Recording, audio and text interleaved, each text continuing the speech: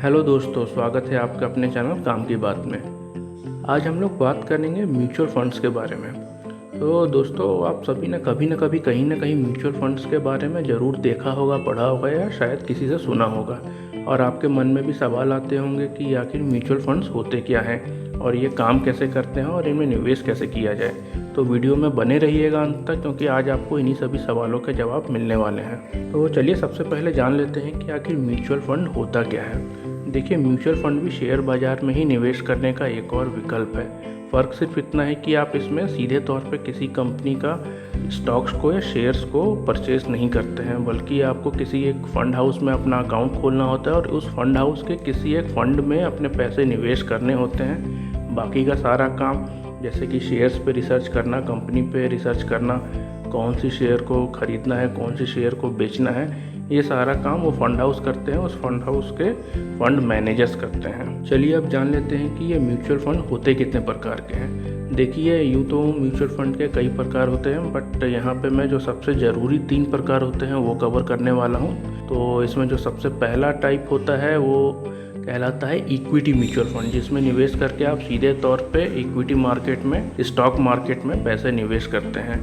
दूसरा होता है डेब्ट म्यूचुअल फंड, जिसमें निवेश करके आप शॉर्ट टर्म मनी इंस्ट्रूमेंट्स जैसे कि government bonds, corporate bonds, treasury bills में निवेश करते हैं, जिसका कि स्टॉक मार्केट से, शेयर बाज़ार से कोई लेना देना नहीं होता है और इन फंड्स में रिस्क भी बहुत कम होता है इक्विटी म्यूचुअल फंड्स की तुलना में। तीसरी जरूरी कैटेगरी है हाइब्रिड म्यूचुअल फंड्स। देखिए, हाइब्रिड म्यूचुअल फंड्स में आप निवेश करके एक साथ इक्विटी और डेब्ट दोनों में निवेश करते हैं। हो सकता है कि किसी हाइब्रिड म्यूचुअल फंड का 70 पैसा इक्विटी म्यूचुअल फंड में लगा हो और 30% पैसा डेब्ट म्यूचुअल फंड में लगा हो, जिससे कि आपके फंड को एक बैलेंस मिलता है। दोस्तों, अब आप सोच रहे होंगे कि ये फंड हाउस क्या होते हैं। तो चलिए मैं आपको बता दूं कि जिस तरह से आप लोन लेने के लिए या अपने पैसों को जमा करने के लिए बैंकों में खाता खोलते हैं, बैंकों का इस्तेमाल करते हैं, उसी तरह से म्यूचुअल फंड में निवेश करने के लिए आपको फंड हाउस में अपना खाता या अकाउंट खोलना होता है। और इन फंड हाउस को एएमसी या एसेट मैनेजमेंट कंपनी कहा जाता है। और यह भी जान लीजिए कि जिस तरह से बैंकों का सारा काम आरबीआई की निगरानी में होता है,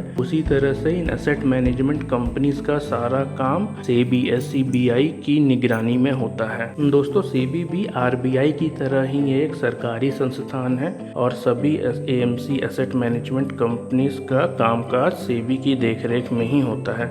तो ऐसा बिल्कुल भी नहीं होगा कि आज आप किसी एएमसी में निवेश कर रहे हैं, किसी एएमसी के किसी फंड में निवेश कर रहे हैं और कल को होके वो एएमसी उस फंड को बंद कर देती है या एएमसी पे ही ताला लगा देती है और आपका पैसा डूब जाएगा। ऐसा बिल्कुल भी नहीं होने वाला है। चलिए अब समझते हैं कि ये एएमसी आखिर काम कैसे करती है। देखिए, सबसे पहले तो ये एएमसी बहुत सारे निवेशकों से किसी एक फंड में पैसे जुटा लेती है। एक एएमसी में बहुत सारे अलग अलग फंड होते हैं और हर फंड का एक अलग फंड मैनेजर होता है। फिर ये फंड मैनेजर क्या करते हैं कि किसी भी एक फंड में एएमसी द्वारा जुटाए गए पैसे से एक ही फंड में बहुत सारी अलग अलग कंपनीज के शेयर्स को बाय करते हैं। एक ही फंड में हो सकता है कि 50 कंपनी, 100 कंपनी या शायद उससे भी ज़्यादा कंपनीज के शेयर्स को बाय करें, जिससे कि निवेशक का रिस्क कम हो जाता है और इसको ही हम रिस्क डाइवर्सिफिकेशन कहते हैं।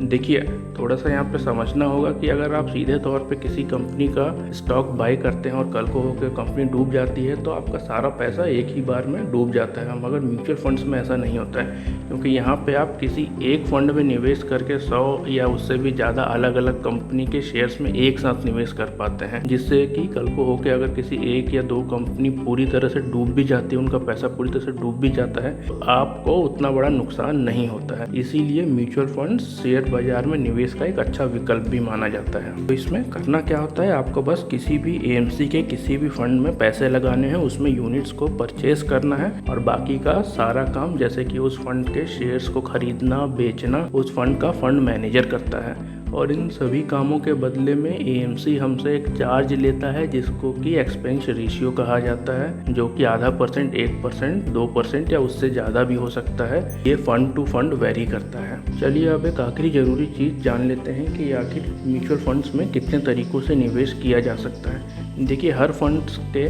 दो कैटेगरी होते हैं, चाहे आप कोई भी फ़ंड चूज़ करें। उसमें आपको एक डायरेक्ट म्यूचुअल फ़ंड का ऑप्शन मिल जाएगा और एक रेगुलर म्यूचुअल फ़ंड का ऑप्शन मिल जाएगा। देखिए, जो डायरेक्ट म्यूचुअल फ़ंड होते हैं ये हमेशा एक अच्छा विकल्प माना जाता है, क्योंकि आप इसमें सीधे तौर पे किसी फ़ंड में निवेश करते हैं। इसमें आपको किसी भी ब्रोकर के थ्रू नहीं जाना है और न ही आपको किसी ब्रोकर को किसी भी तरह का चार्ज या कोई कमीशन देना है। जबकि अगर आप रेगुलर म्यूचुअल फ़ंड में जाएंगे तो इसमें आपको किसी ब्रोकर के थ्रू जाना होता है, और इसमें ब्रोकर क्या करता है कि जो भी थोड़ा बहुत रिसर्च है, जैसे एएमसी को चूज़ करना, उस एएमसी में आपकी ज़रूरत के हिसाब से फ़ंड को चूज़ करना, ये सारा काम वो ब्रोकर करता है। जिसके बदले में वो हो सकता है कि आपसे 1 या 2% का चार्ज करे, 1 या 2% का कमीशन ले। देखिए दोस्तों, ऐसे तो 1-2% सुनने में बहुत कम लगता है, लेकिन अगर आप निवेश में लंबे समय तक 5-10 साल या उससे भी ज़्यादा बने रहते हैं तो ये आपके होने वाले मुनाफे में एक भारी कमी ला सकता है। मैं आपको यही सजेस्ट करूँगा कि आप ये थोड़ा बहुत रिसर्च खुद कर लें। इतना मुश्किल नहीं होता है, अगर आप थोड़ा सा समय दें तो कर सकते हैं, और हमेशा डायरेक्ट म्यूचुअल फंड में ही निवेश करें। अब देखिए, अब एक बार आपने चुन लिया कि आपको डायरेक्ट म्यूचुअल फंड में जाना है या रेगुलर म्यूचुअल फंड में जाना है, तो इन दोनों में जाने के बाद आपको जो निवेश करना होता है वो 2 तरीक़ों से करना होता है। या तो आप SIP के थ्रू निवेश कर सकते हैं, या तो आप लमसम के थ्रू निवेश कर सकते हैं। SIP देखिए होता है सिस्टमैटिक इन्वेस्टमेंट प्लान, जिसमें कि आपको एक रेगुलर इंटरवल पे कुछ पैसे जमा करने होते हैं। उदाहरण के तौर पे ले लीजिए कि आपने 2000 का कोई SIP खोल लिया, तो आपको 2000 रुपये हर महीने या हर हफ्ते या हर तीसरे महीने या हर साल देने होंगे, जो कि आप पे निर्भर करता है। आप चूज़ कर सकते हैं कि आपको कितने इंटरवल पे कितने पैसे की SIP शुरू करना है। और लमसम में ऐसा नहीं होता है, लमसम में आपको पूरा पैसा एक ही बारी में किसी फंड में निवेश करना होता है। तो इक्विटी म्यूचुअल फंड में निवेश करने के लिए SIP एक बेहतर विकल्प माना जाता है। चलिए दोस्तों, आज के लिए बस इतना ही। वीडियो अच्छा लगा हो तो वीडियो को लाइक ज़रूर कीजिए और चैनल को सब्सक्राइब कीजिए, और आगे भी मैं इसी तरह की वीडियोस लेके आते रहूँगा। बहुत बहुत धन्यवाद।